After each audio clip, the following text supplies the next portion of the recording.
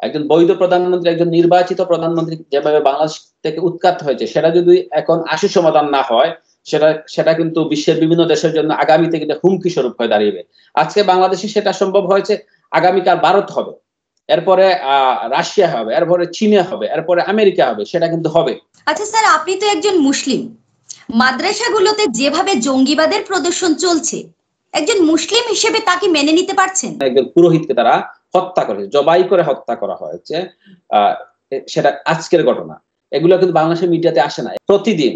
প্রতিদিন বাংলাদেশের এমন কোন অঞ্চল নাই, এমন কোন এলাকা নাই বাংলাদেশে হত্যা হচ্ছে না, খুন হচ্ছে না, ডাকাতি হচ্ছে না, গুম হচ্ছে না। আচ্ছা তুষারদা, আপনার সাথে শেখ হাসিনার দুবার কথা হয়েছে, কি বলেছেন আপনাদের নেত্রী? তিনি কবে বাংলাদেশে ফিরছেন?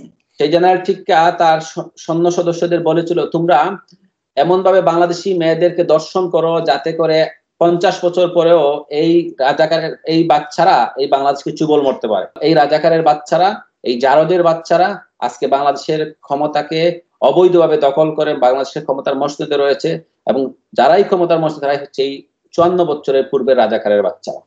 নমস্কার, আমি সঞ্চিতা। আপনারা দেখছেন পিসি মিডিয়ার নিয়মিত অনলাইন সাক্ষাৎকার। আজ আমার সাথে আমেরিকা থেকে সরাসরি যুক্ত হয়েছেন ছাত্রলীগের সাধারণ সম্পাদক আব্দুল আলিম তুষার। তুষারদা, আপনাকে পিসি মিডিয়ায় অনেক অনেক স্বাগত। আপনার কাছে আমার প্রথম প্রশ্ন, ছাত্র জনতার গণ অভ্যুত্থানে শেখ হাসিনার পতন হয়েছে, আপনাদের বিরুদ্ধে গণহত্যার অভিযোগ বাংলাদেশে, কি বলবেন আপনি? ধন্যবাদ পিসি মিডিয়া।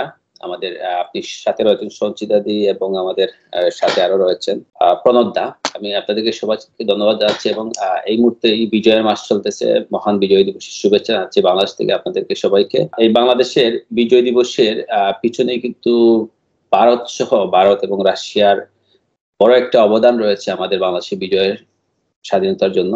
সেজন্য আমি বাংলাদেশের 18 কোটি মানুষের পক্ষ থেকে আপনাদেরকে শুভেচ্ছা জানাচ্ছি। দিদিকে আমি প্রথমেই বলবো, বাংলাদেশে কোনো গণ অভ্যুত্থান হয়নি। যেটা হয়েছে গত 5 আগস্ট এবং 5 আগস্টের পূর্ববর্তী সময় যেটা বাংলাদেশে হয়েছে, সেটা হচ্ছে জঙ্গি হামলা হয়েছে। বাংলাদেশে কোনো গণ অভ্যুত্থান হয়নি, সেটা ছিল শুধুমাত্র জঙ্গি হামলা। আমি কি জন্য জঙ্গি হামলা বলবো, কারণ যারা এই আন্দোলনটা করেছে বা এই জঙ্গি হামলাটা করেছে, তারা কিন্তু আমাদের বাংলাদেশে কারা? তারা হচ্ছে 1971 সালের পাকিস্তানের সেই পাকিস্তান বিরোধী শক্তি কিন্তু বাংলাদেশে এখন বর্তমান ক্ষমতার মসনদে রয়েছে। অবৈধভাবে যে আমাদের মাননীয় প্রধানমন্ত্রী বঙ্গবন্ধু শেখ হাসিনাকে যে উৎখাত করা হয়েছে, কিন্তু তারাই কিন্তু বাংলাদেশে বর্তমান ক্ষমতার মসনদে রয়েছে। তো আমি সেই জন্যই বলছি যে বাংলাদেশে জঙ্গি হামলা হয়েছে গত 5 তারিখে। কারণ আপনারা 5 তারিখ পরবর্তী সময়ে আমরা কি দেখেছি, আমাদের বাংলাদেশের গণপ্রজাতন্ত্রী বাংলাদেশের মাননীয় প্রধানমন্ত্রী যে বাসভবন, গণভবন, সেখানে কারা ছিল? সেখানে আপনার দেখেছেন, আমরা দেখছি মুরগি চুর ছিল, হাঁস চুর ছিল, ছাগল চুর ছিল, এবং স্যান্ডেল চুর, এবং সেখানে সবচেয়ে কটু যে জিনিসটা আমাদের আপনাদের ভারত সহ বিশ্বের বিভিন্ন দেশের যে মিডিয়াগুলো ফলো আপ করেছে, সেটা সবচেয়ে সেই বিষয়গুলো হচ্ছে, একজন 70 ঊর্ধ্ব মহিলা, আমার কারো মার সমান, কারো দাদির সমান, কারো বোনের সমান, তার শরীরে বিভিন্ন গোপাঙ্গের কাপড়গুলো তারা এভাবে করে তারা বিশ্ব মিডিয়ার সামনে কিন্তু তারা এভাবে ফলো আপ করেছে। এরা কারা? এরা কোনো সঠিক সুস্থ মানুষ হতে পারে না। এজন্যই আমি তাদেরকে জঙ্গি বলছি, কারণ তারা বাংলাদেশে 1971 সালে বিরোধী শক্তি। এই মুহূর্তে বাংলাদেশের মসনদে তাদের নেতৃত্বেই মূলত এই আন্দোলনটা হয়েছে, এবং সেটা কোনো অবস্থায় গণ অভ্যুত্থান না। গণ অভ্যুত্থান হতে গেলে আমরা যেটা জানি, গণ অভ্যুত্থান আমরা দেখেছি বাংলাদেশের অতীতে গণ অভ্যুত্থান হয়েছে, বিশ্বের বিভিন্ন দেশে গণ অভ্যুত্থান হয়েছে, পেরুতে হয়েছে, আর্জেন্টিনায় হয়েছে। আপনার সেইগুলাতে গণ অভ্যুত্থান হয়। গণ অভ্যুত্থান খারাপ থাকে। গণ অভ্যুত্থান বাংলাদেশের 18 কোটি, আমাদের বাংলাদেশের মানসিক মুহূর্তে 18 কোটির বেশি, সেখানে 18 কোটি মানুষের ইনভলভ থাকে, সেটা হচ্ছে গণ অভ্যুত্থান। এখানে কয়েকটা জঙ্গি গোষ্ঠী মিলে এবং বাংলাদেশ বিরোধী গোষ্ঠী মিলে একটা আন্দোলনের চক সাজিয়েছিল অনেক বছর পূর্বে থেকেই। সেটা শুধু একমাত্র চকটা ছিল বাংলাদেশের রাজনীতি ক্ষমতা নিয়ে যাওয়ার জন্য, ক্ষমতার চক। এই জন্য আমি তাদেরকে জঙ্গি বলেছি। কারণ আপনারা আরো দেখেছেন, আমাদের গণভবন থেকে কেউ চেয়ার চুরি করেছে, কেউ সয়াবিন তেল চুরি করেছে, কেউ বাথরুমের স্যান্ডেল চুরি করেছে। এটা কোনো গণ অভ্যুত্থানের বিশ্লেষণ হতে পারে না। আমি সেজন্য 5 তারিখের গণ অভ্যুত্থানকে না বলে আমি জঙ্গি হামলা আখ্যায়িত করেছি। আচ্ছা স্যার, আপনি তো একজন মুসলিম, মাদ্রাসাগুলোতে যেভাবে জঙ্গিবাদের প্রদর্শন চলছে, একজন মুসলিম হিসেবে তাকে মেনে নিতে পারছেন? ধন্যবাদ। আমি একজন সাধারণ মুসলিম কাদেরকে বলা হয়? যারা আমরা নবী রাসূলের আমরা সঠিক নিয়মগুলো যেভাবে শুধু ফলো করে। এখানে আমরা আমাদের ধর্মের নামে বা মুসলিমদের নামে আমরা কোনো রাজনীতি করি না, ধর্মের নামে আমরা কোনো সুযোগ সুবিধা নেই না। আমি একজন খাঁটি মুসলমান, আমি 5 ওয়াক্ত নামাজ পড়ি, কিন্তু এই ধর্মের নাম করে আমি কোনো হিন্দুদের বাড়িতে হামলা করি না, এই ধর্মের নাম করে আমি কোনো উগ্রবাদিতা করি না, এই ধর্মের নাম করে আমি কোনো জঙ্গিবাদ করি না, আমি জঙ্গিবাদকে প্রশ্রয় দিই না। কারণ এই জঙ্গিবাদকে প্রশ্রয় না দেওয়ার জন্য আমরা ক্ষমতা থাকাকালীন সময় আমার উপর আমি ছাত্রলীগের সাধারণ সম্পাদক থাকাকালীন সময় আমার উপর 2 বার হামলা করেছে এই জঙ্গিবাদের জামাত শিবিরের ক্যাডার আমার উপর 2 বার হামলা করেছে। আমরা এই জঙ্গিবাদ বাংলাদেশে এমন ভাবে মাথা ছেড়ে দিয়ে উঠেছিল, যদি আমাদের মাননীয় প্রধানমন্ত্রী বঙ্গবন্ধু কন্যা শেখ হাসিনা এই গত 17 বছরে যদি এই জঙ্গিবাদকে নিয়ন্ত্রণ করতে না পারতেন, এই মুহূর্তে বাংলাদেশ, ভারত সহ বিশ্বের বিভিন্ন দেশে যেভাবে মাথা ব্যথা হয়ে দাঁড়িয়েছে, কিন্তু সেই 17 বছর যদি সেটা আমরা একটা স্টেবিলিটির মধ্যে নিয়ে আসতে না পারতাম আমাদের মাননীয় প্রধানমন্ত্রী বঙ্গবন্ধু কন্যা শেখ হাসিনার নেতৃত্বে, বাংলাদেশ, ভারত সহ বিশ্বের বিভিন্ন দেশে এই সিচুয়েশন থাকতো না। এটা আরো বৃহৎ আকারে এই বর্তমান যে সিচুয়েশন সেটা ধারণ করত। বাংলাদেশের জঙ্গিবাদের পুরনো ইতিহাস রয়েছে। বাংলাদেশের পূর্বে যারা ক্ষমতা ছিল 2001 থেকে 2005 সাল বাংলাদেশের সর্বোচ্চ জঙ্গিবাদের সৃষ্টি হয়েছিল এখানে, এবং সেই জঙ্গিবাদ কাদের সহায়তা হয়েছে? আপনারা যেখানে পাকিস্তান এবং আফগানিস্তান সহায়তা হয়েছে, বিভিন্ন সময় তাদের সহায়তা হয়েছে। ইতিমধ্যেই বাংলাদেশে আপনারা সবচেয়ে আমি ন্যাক্কারজনক যে কাজটি হয়েছে, বাংলাদেশের স্বাধীনতার 54 বছর পরে, এই 54 বছর পরে এই মুহূর্তেই আমি আগেই বলেছি বাংলাদেশের ক্ষমতার মসনদে কারা রয়েছেন বর্তমানে? পাকিস্তানবন্দী, রাজাকারবন্দী জামাতের পিছনে জামাত এবং সামনে অবৈধ ডক্টর ইউনূস সরকার, তাদের নিয়ন্ত্রণে বর্তমানে বাংলাদেশের ক্ষমতা, এবং তাদের নেতৃত্বেই স্বাধীনতার 54 বছর পরে বিজয় মাসে এই বাংলাদেশে পাকিস্তানের জাহাজ গিরেছে। সেই জাহাজে আমরা যতটুকু জানি সেই জাহাজে অস্ত্র ছিল। এবং কিভাবে আমরা সেটা বলবো অস্ত্র ছিল? কারণ বাংলাদেশের বিভিন্ন প্রত্যন্ত অঞ্চলে, বাংলাদেশের বিভিন্ন মাদ্রাসার ছাত্র বলেন, শিক্ষকদের বলেন, তাদের হাতে আমরা আধুনিক মরণাস্ত্র আমরা দেখতে পাচ্ছি। বিভিন্ন বর্তমান বাংলাদেশের অবৈধ ইউনূস সরকারের তার পত্রিকা সেই নিউজগুলো করতেছে। কারণ এই মুহূর্তে বাংলাদেশে কোনো মিডিয়া নেই, কোনো সাংবাদিক নেই, কোনো নিউজ চ্যানেল নাই। শুধুমাত্র নিউজ চ্যানেল যারা আওয়ামী লীগের বিভিন্ন পক্ষের শক্তির বিপক্ষে কথা বলবে, শুধুমাত্র তাদের জন্য মিডিয়া রয়েছে। এবং বাংলাদেশের ভিতরে প্রতিদিন হত্যা বলেন, খুন বলেন, রাজাহালি বলেন, ডাকাতি বলেন। আমাদের সিংড়া একটি শ্মশানে আমাদের উপজাতি ভাই আপনি হিন্দু ধর্মের একটি শ্মশানে আগুন দেওয়া হয়েছে, লুটপাট করা হয়েছে, এবং শ্মশানে একজন পুরোহিতকে তারা হত্যা করেছে, জবাই করে হত্যা করা হয়েছে। সেটা আজকের ঘটনা। এগুলো কিন্তু বাংলাদেশের মিডিয়াতে আসে না। এগুলো আমরা যারা রয়েছে, আমাদের বিভিন্ন ফেসবুক বলেন, আমাদের বিভিন্ন মিডিয়া বলেন, ইউটিউব চ্যানেল, আমরা সেগুলো প্রকাশ করতেছি। বাংলাদেশের কোনো মিডিয়া চ্যানেল এগুলো আসে না। প্রতিদিন বাংলাদেশের এমন কোন অঞ্চল নাই, এমন কোন এলাকা নাই বাংলাদেশে হত্যা হচ্ছে না, খুন হচ্ছে না, ডাকাতি হচ্ছে না, গুম হচ্ছে না। আজকেই আরেকটা বিষয় যেটা বলবো, চলন্ত 5টি বাসে ঢাকায় 5টি বাসে ডাকাতি হয়েছে, এবং সেখানে কয়েকজন যাত্রীকে কুপিয়ে হাতের পা রক্ষাটা দেওয়া আছে। এই হচ্ছে বর্তমান বাংলাদেশের অবস্থা। আচ্ছা তুষারদা, আমরা প্রায়ই শুনি আপনাদেরকে ভারতের দালাল বলা হয়, এ বিষয়ে আপনার অভিমত কি? আমরা 1971 সালের আমাদের মহান মুক্তিযুদ্ধে সময় আমাদের যে দুটি দেশ সর্বোচ্চ আমাদের সহযোগিতা করেছে, তার মধ্যে অন্যতম হচ্ছে আমাদের ভারত এবং রাশিয়া। এই দুটি দেশ যদি আমরা পাশে না পেতাম, তখন কিন্তু আমরা আজকে লাল সবুজের বাংলাদেশ আমরা পেতাম না, এবং এই 47,000 কিলোমিটার বাংলাদেশ আমরা পেতাম না। আমাদের নিজস্ব ভাষা থাকতো না, নিজস্ব স্বাধীনতা থাকতো না, নিজস্ব সংস্কৃতি। আমার দেশের স্বাধীনতার পক্ষে কথা বলতে গিয়ে যদি আমি ভারতের দালাল হয়ে যাই, আমি দালাল হতে প্রস্তুত রয়েছি, তাতে আমার কোনো সমস্যা নাই। আমার দেশের স্বাধীনতার পক্ষের কথা বলতে গিয়ে যদি আমি ভারতের পক্ষপাতিত্ব হয়ে যায়, সেটা আমার জন্য কোনো সমস্যা না। আমি সেই পক্ষপাতিত্ব এবং দালাল আমি হতে প্রস্তুত আছি। বাংলাদেশে বর্তমানে বিজয় দিবস নিয়ে আলোচনা হচ্ছে। একজন বাংলাদেশের নাগরিক হিসেবে আপনার কি মনে হয়, ভারত ছাড়া বাংলাদেশের এই স্বাধীনতা অর্জন কি সম্ভব ছিল? 1971 সালে মহান মুক্তিযুদ্ধে আমাদের এই পাকিস্তানের বিপক্ষে আমাদের যখন বাংলাদেশের সাধারণ মানুষকে পাকিস্তানিরা নির্মম ভাবে হত্যা করতেছে, খুন করতেছে, গুম করতেছে, এবং বিশেষ করে আমাদের মা বোনদের যেভাবে তারা দর্শন করতেছে, এবং বাংলাদেশের চিৎকার, বাংলাদেশের চেঁচামেচি সারা বিশ্ব মিডিয়ার সেই সময় চোখে দেখতেছে, এখানে যাচ্ছে, কিন্তু বাংলাদেশের পাশে কেউ তখন দাঁড়ায় নাই। শুধুমাত্র ভারত এবং রাশিয়া, বিশেষ করে ভারত সর্বোচ্চ সহযোগিতা নিয়ে আমাদের পাশে দাঁড়িয়েছে, রাশিয়া আমাদেরকে সহযোগিতা করেছে এবং এই সহযোগিতার জন্যই তো আমরা পাকিস্তানের বিপক্ষে আমরা 9 মাস যুদ্ধের পর আমাদের সংগ্রাম বিজয় অর্জিত করতে পেরেছি। সেজন্য আমি বাংলাদেশের সাধারণ জনগণের পক্ষ থেকে, আমি বাংলাদেশের একজন নাগরিক হিসেবে আমি ভারতের 120 কোটি জনগণকে শুভেচ্ছা জানাচ্ছি। কারণ আমাদের এই মুক্তিযুদ্ধটা ছিল আমাদের আলবদর রাজাকার পাকিস্তানিদের বিরুদ্ধে। এবং একটা কথা আপনাদের, তখন 1971 সালের মুক্তিযুদ্ধে জেনারেল টিক্কা যখন মনে করেছিল যে বাংলাদেশ বাংলাদেশ জয় হয়, বিজয় অর্জন করে ফেলবে এবং তাদের পরাজয় নিশ্চিত, ঠিক সেই সময়ে জেনারেল টিক্কা তৎকালীন সেনাবাহিনী প্রধান ছিল।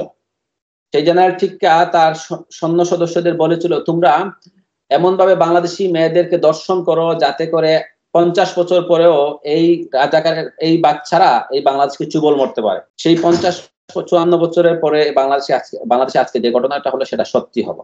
কারণ এই রাজাকারের বাচ্চারা, এই জারদের বাচ্চারা আজকে বাংলাদেশের ক্ষমতাকে অবৈধভাবে দখল করে বাংলাদেশের ক্ষমতার মসনদে রয়েছে এবং যারাই ক্ষমতার মসনদে তারাই হচ্ছে এই 54 বছরের পূর্বের রাজাকারের বাচ্চারা এবং জারদের বাচ্চারা আমরা যাদেরকে বলি।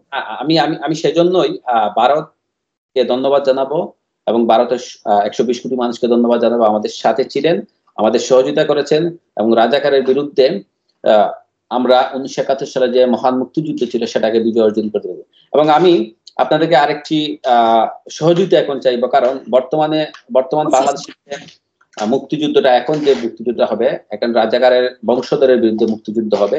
সেই বংশধরের বিরুদ্ধে আমরা আবারও সংগ্রাম করতে চাই এবং ভারত সহ বিশ্বের বিভিন্ন গণতান্ত্রিক রাষ্ট্রগামী দেশে সহযোগিতা নিয়ে আমাদের বৈধ প্রধানমন্ত্রী মাননীয় বঙ্গবন্ধু জয়ন্তী শেখ হাসিনাকে আমরা আবারও ক্ষমতায় নিয়ে যেতে চাই। এবং আপনি জানেন বাংলাদেশের প্রধানমন্ত্রী কিন্তু এখনো পদত্যাগ করেননি, সেটা বিশ্ব মিডিয়া সহ বিশ্বের বিভিন্ন তাবর রাষ্ট্রগুলো সেটা জানেন। তো আমরা আশাবাদী খুব শীঘ্রই বিশ্বের বিভিন্ন প্রভাবশালী দেশের সহযোগিতা এটা সমাধান হবে এবং আমরা আপনাদের সহযোগিতা চাই। এবং একজন বৈধ প্রধানমন্ত্রী, একজন নির্বাচিত প্রধানমন্ত্রী যেভাবে বাংলাদেশ থেকে উৎখাত হয়েছে, সেটা যদি এখন আশু সমাধান না হয়, সেটা কিন্তু বিশ্বের বিভিন্ন দেশের জন্য আগামীতে কিন্তু হুমকি স্বরূপ হয়ে দাঁড়িয়ে। আজকে বাংলাদেশে সেটা সম্ভব হয়েছে, আগামীকাল ভারত হবে, এরপরে রাশিয়া হবে, এরপরে চীনে হবে, এরপরে আমেরিকা হবে, সেটা কিন্তু হবে। একটা দেশ থেকে আরেকটা দেশে শুরু হয়ে থাকে। এবং ভারত কিন্তু আপনারা জানেন বাংলাদেশের সীমান্তবর্তী, ভারত এবং বাংলাদেশ সীমান্তবর্তী বেশ কিছু এলাকা রয়েছে, সেখানে কিন্তু আপনারা জানেন অতীতে বেশ জঙ্গিবাদের উত্থান হয়েছে।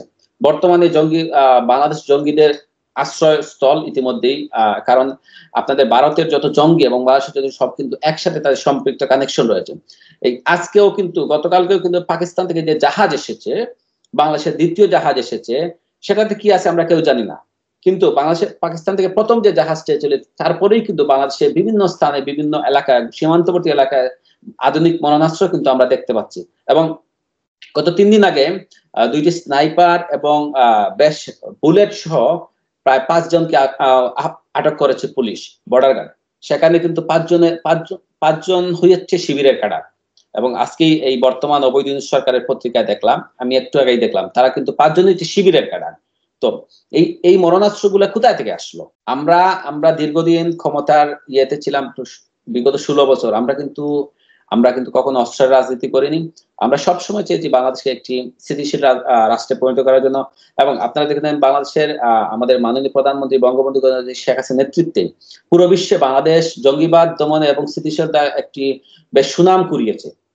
সেই সুনাম আমরা ধরে রাখতে চাই এবং বর্তমান যে উন্নয়নশীল বাংলাদেশ, সেটাকে আমরা ধরে রাখতে চাই। সেটাকে ধরে রাখতে হলে আপনাদের এবং বহির্বিশ্বে আমাদের সহযোগিতা প্রয়োজন। আচ্ছা তুষারদা, আপনার সাথে শেখ হাসিনার দুবার কথা হয়েছে, কি বলেছেন আপনাদের নেত্রী? তিনি কবে বাংলাদেশে ফিরছেন? সমন্বয়করা তো উনাকে ফাঁসি কাস্টে ঝুলাবার কথা বলেছে, এ ব্যাপারে আপনি কি বলবেন?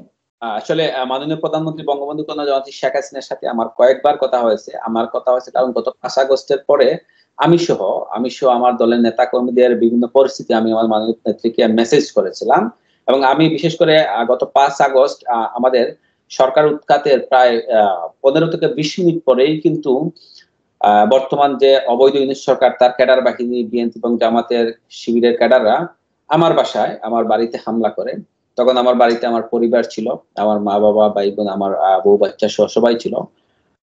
আমার বাসায় প্রথমে হামলা করে বাসাতে ভাঙচুর করে প্রায় 200 জনের উপরে সন্ত্রাসীরা আমার গ্যারেজে আমার গাড়ি ছিল, আমার গাড়িতে আগুন দিয়ে প্রথমে দেয়, তারপরে আমার বাসায় আগুন দেয়, তারপরে আমার ব্যবসা প্রতিষ্ঠানে আগুন দেয়।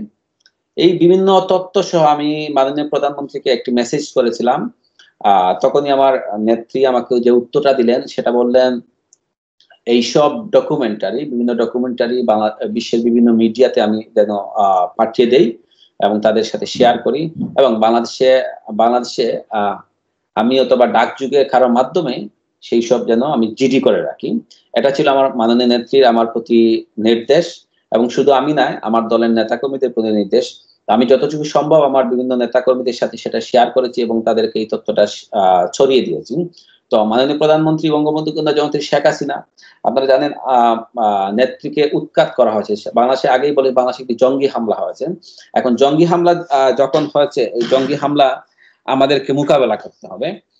একজন বৈধ প্রধানমন্ত্রীকে যদি বাংলাদেশ থেকে এভাবে তাড়িয়ে দেওয়া হয়, বিশ্বের যে কোনো দেশ থেকে বৈধ প্রধান তাড়িয়ে দেওয়া, সেটা আমি আপনাকে আগেই বলেছি, সেটা একটি রাষ্ট্রের জন্য মঙ্গলজনক নয়। আর একটি রাষ্ট্রের জন্য যখন মঙ্গলজনক নয়, সেটা কিন্তু অন্য রাষ্ট্রের জন্য মঙ্গলজনক নয়। সেটাকে আমরা সবাই ঐক্যবদ্ধভাবে সেটা প্রতিহত করতে হবে, এবং আমাদের বৈধ প্রধানমন্ত্রী, নির্বাচিত প্রধানমন্ত্রীকে আবার বাংলাদেশের ক্ষমতায় নিয়ে আসতে হবে। সেজন্য দরকার আপনাদের ভারতের সহযোগিতা দরকার, রাশিয়ার সহযোগিতা, আপনাদের বিশ্বের যে বড় বড় ডেমোক্রেসি, যে গণতান্ত্রিক দেশগুলো রয়েছে, তাদের সহযোগিতা দরকার। এবং মাননীয় প্রধানমন্ত্রী খুব আমাদেরকে আশ্বাস দিয়েছেন বিভিন্ন সময়ে। ইতিমধ্যে আপনারা দেখছেন তিনি বিভিন্ন জনসভায় বক্তব্য রাখছেন ভার্চুয়ালি। তিনি আশ্বাস দিয়েছেন তিনি শীঘ্রই ফিরবেন এবং একজন বৈধ প্রধানমন্ত্রী হিসেবেই ফিরবেন। আরাকান আর্মি সীমান্তে শেখ হাসিনা বলেছেন আমেরিকা সেন্ট মার্টিন দখল করতে চায়। এই চাপ কি ইউনূস সরকার সামলাতে পারবে? আসলে এই যে একটা বেশ আমি কি বলবো, মাননীয় প্রধানমন্ত্রী বঙ্গবন্ধু কন্যা জয়ন্তী শেখ হাসিনা ক্ষমতা থাকাকালীন সময়ে বারবার কিন্তু এই কথাটি তিনি উল্লেখ করেছিলেন, এবং এই সংশয়টা তিনি প্রকাশ করেছিলেন যে বাংলাদেশের সেন্ট মার্টিনটা অন্য একটা দেশ নিয়ে যেতে চায়, নাম বলেন নাই। এবং তিনি বলছেন এই সেন্ট মার্টিন দ্বীপটা যদি আমরা ওই দেশকে দিয়ে দেই বা ওই দেশের সেনার ঘাঁটি করা হয়, তাহলে বাংলাদেশের ক্ষমতার রাজনীতি তিনি থাকতে পারবেন। তো মাননীয় প্রধানমন্ত্রী, আপনি জানেন, উনি বঙ্গবন্ধুর কন্যা, উনি বঙ্গবন্ধু শেখ মুজিবুর রহমান, বাংলাদেশের জাতির পিতা বঙ্গবন্ধু শেখ মুজিবুর রহমান। উনি কখনো কারোর সাথে আপোষ করেন নাই, অন্যায়ের সাথে আপোষ করেন। উনি তখনই তাদের মুখের উপর বলে দিয়েছে আমি সেটা করব না, যার জন্য আজকে বাংলাদেশের এই অবস্থা। এবং মাননীয় প্রধানমন্ত্রী, একজন নির্বাচিত প্রধানমন্ত্রী উৎখাত করা হয়েছে তাদের সেই অপশক্তি দ্বারা। এবং আরাকান আর্মি ইনি ক্ষমতায় থাকাকালীন সময় উনি বারবার, আমি আগে বলেছি, সেটা সংশয় প্রকাশ করেছিলেন এই আরাকান আর্মির কথা, এই সেন্ট মার্টিনের কথা। এটা কিন্তু বর্তমানে বাস্তবে পরিণত হতে যাচ্ছে, এবং এটা ইউনূস সরকারের, আমি বলবো অবৈধ ইউনূস সরকারের একটা অপকৌশল মাত্র। এটা সীমান্তে দাঙ্গা লাগিয়ে সেটা শুধুমাত্র অপকৌশল। সেটা সীমান্তে যদি দাঙ্গা লাগানো যায়, বহির্বিশ্বে দেখাবে এটা সীমান্তে দাঙ্গা লেগেছে, আরাকান আর্মির সাথে বাংলাদেশের যুদ্ধ হয়েছে বা ভারতের সাথে যুদ্ধ হয়েছে, সেই যুদ্ধের বিনিময়ে তারা সেন্ট মার্টিন দখল করে নিয়েছে। সেটা হচ্ছে একটা অপকৌশল, অবৈধ ইউনূস সরকারের অপকৌশল।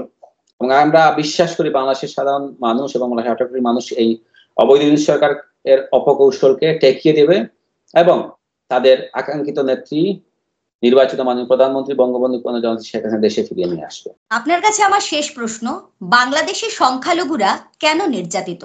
আপনাদের সময়ও রেকর্ড সংখ্যক নির্যাতনের কথা উল্লেখ আছে, এ বিষয়ে আপনি কি বলবেন? হিন্দু যারা রয়েছে তাদেরকে আমি কখনোই সংখ্যালঘু উল্লেখ করব না, কারণ তারা আমাদের মতো ভাই, আমাদের মতো বোন, আমাদের বন্ধু বান্ধব, আমাদেরই ভাই বোন।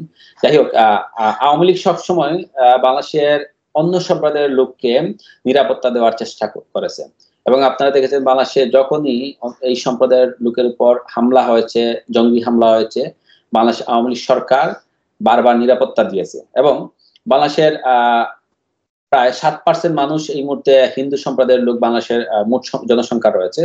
তারা কেউ বলতে পারবে না যে আওয়ামী লীগ সরকার দ্বারা নির্যাতিত হয়েছে। নির্যাতিত হওয়ার বিভিন্ন চিত্র বিভিন্ন সময় ফুটে উঠেছে, কিন্তু আওয়ামী লীগ সরকার তাদেরকে নিরাপত্তা দিয়েছে, নিরাপত্তা দেওয়ার চেষ্টা করেছে এবং চেষ্টা করে যাচ্ছে। তো আমরা সবসময় চেষ্টা করে যাই, হিন্দু সম্প্রদায় বলেন, বৌদ্ধ সম্প্রদায় বলেন, খ্রিস্টান সম্প্রদায়, যে কোনো সম্প্রদায়ের মানুষকে আমরা বাংলাদেশের নিরাপত্তা দেওয়ার চেষ্টা করি আমল হিসেবে।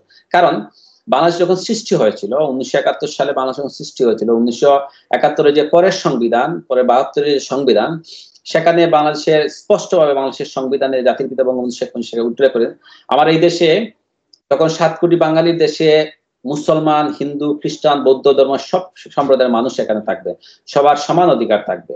এবং আরেকটা 1972 সালে আরেকটি ঘটনা আমি আপনাকে উল্লেখ করতে চাই। সৌদিতে আমাদের তৎকালীন রাষ্ট্রপতি, আমাদের জাতির পিতা বঙ্গবন্ধু শেখ মুজিবুর রহমান সৌদির বাদশার সাথে একটা কুশল বিনিময় ছিল। আমাদের জাতির পিতা সেখানে গিয়েছিলেন সৌদিতে। তখন আমার জাতির পিতা বঙ্গবন্ধু শেখ মুজিব তখন সৌদির বাদশাকে বললেন, আমি স্বাধীন দেশের মানুষ, আমার স্বাধীন দেশের মুসলমানরা কেন ভারত হয়ে সৌদিতে হজ করতে যাবে? তখন তৎকালীন সৌদির বাদশাহ তিনি বঙ্গবন্ধুকে বলেছেন, আপনি বাংলাদেশকে ইসলামিক স্টেট ঘোষণা করেন, আমি আপনাকে সরাসরি হজ সেখান থেকে করতে দিব, আপনার মানুষ, আপনার বাংলাদেশের সাধারণ মানুষ সেখান থেকে হজ করতে পারে, মুসলমান। তখন আমার জাতির পিতা বঙ্গবন্ধু শেখ মুজিবুর বলেছিলেন, আমার বাংলাদেশে বৌদ্ধ, খ্রিস্টান, হিন্দু, মুসলিম সবাই থাকে, আমি বাংলাদেশকে কখনো ইসলামিক স্টেট ঘোষণা করতে পারবো না। ইসলামিক স্টেট সৌদি হয়ে থাকে, কিন্তু আপনার দেশের তো প্রত্যেক শ্রেণী পেশার মানুষ কাজ করে, তাহলে আপনার দেশে কেন হিন্দু মানুষ কাজ করতে যায়, বৌদ্ধ, খ্রিস্টান, অন্য ধর্মের মানুষ কাজ করতে যায়? আপনার দেশে তাদেরকে ব্যান করেন। ভারত থেকে আপনি আমার হজ করতে দিচ্ছেন, ভারতে তো আপনার সব ধর্মের মানুষ থাকে, তাহলে ভারতে কেন আপনি সরাসরি হজ করতে সৌদিতে যেতে পারবে? কেন আমার স্বাধীন দেশ থেকে স্বাধীন দেশের মানুষ যেতে পারবে না? আমি সে কথাই এই জন্যই বলতেছি, কারণ জাতির পিতা বঙ্গবন্ধু শেখ মুজিবুর রহমান সবসময় অসাম্প্রদায়িক বাংলাদেশকে তিনি বেছে নিয়েছেন, অসাম্প্রদায়িক বাংলাদেশকে তিনি রক্ষা করেছেন, অসাম্প্রদায়িক বাংলাদেশের মানুষকে তিনি সবসময় প্রায়োরিটি দিয়েছেন বা প্রাধান্য দিয়েছেন। এই জন্য আমি জাতির পিতা বঙ্গবন্ধু শেখ মুজিবুর রহমানকে গভীর শ্রদ্ধার সাথে স্মরণ করি, এবং আমি বিশেষ করে 30 লক্ষ শহীদ এবং 2 লক্ষ মা বোনদের যে সম্ভ্রম হয় তাদেরকে গভীর শ্রদ্ধার সাথে স্মরণ করি। এবং আমি আরো স্মরণ করি আপনাদের প্রায় 17,000 সেনা, তৎকালীন 1971 মুক্তিযুদ্ধে আপনার ভারতীয় সেনা বাংলাদেশের স্বাধীনতা যুদ্ধে শহীদ হয়েছেন, আমি তাদেরকে শ্রদ্ধার সাথে স্মরণ করি। তো আমাদের আজকের এই আলোচনায় অনেকগুলো গুরুত্বপূর্ণ বিষয়ে আমরা জানতে পারলাম তুষারদার কাছ থেকে। বাংলাদেশের বর্তমান রাজনৈতিক যে পরিস্থিতি তার উপর তিনি অনেক কিছু বিশ্লেষণ করলেন। তুষারদা, আপনাকে অনেক অনেক ধন্যবাদ পিসি মিডিয়াতে আপনার এই মূল্যবান সময়টুকু দেওয়ার জন্য। আশা করি আগামী দিনেও আমরা এরকম গুরুত্বপূর্ণ আলোচনা নিয়ে আবারও আপনার সাথে বসবো। তো আপনাকে অনেক অনেক ধন্যবাদ। নমস্কার। ধন্যবাদ সঞ্চিতাদি, আপনি সহ আপনার মিডিয়ার বিভিন্ন কলাকৌশলী তাদের সবাইকে ধন্যবাদ।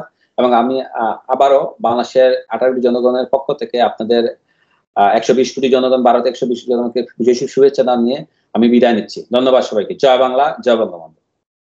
ধন্যবাদ আপনাকে। নমস্কার।